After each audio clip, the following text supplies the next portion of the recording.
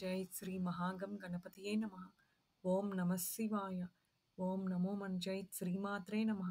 ఇవాళ మనము శ్రీ లలితా సహస్ర పారాయణములోని 151 నుండి 155 శ్లోకముల వరకు విని నేర్చుకుందాము.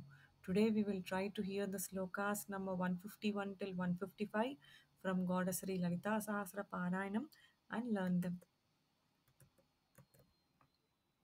सत्यज्ञानानन्दरूपा सामरस्य परायणा कपर्दिनी कलामाला कामरूपिणी कलानिधिः काव्यकला रसज्ञा रससेवधिः पुष्टा पुरातना पूज्या पुष्करा पुष्करेक्षणा परञ्ज्योतिः परन्धाम परमाणुः परात्परा पासहस्ता पासहन्त्री परमन्त्रविभेदिनी मूर्ता अमूर्ता नित्यतृप्ता मुनिमानसहंसिका सत्यव्रता सत्यरूपा सर्वान्तर्यामिनी सती ब्रह्माणी ब्रह्मजननी बहुरूपा बुधार्चिता प्रसवित्री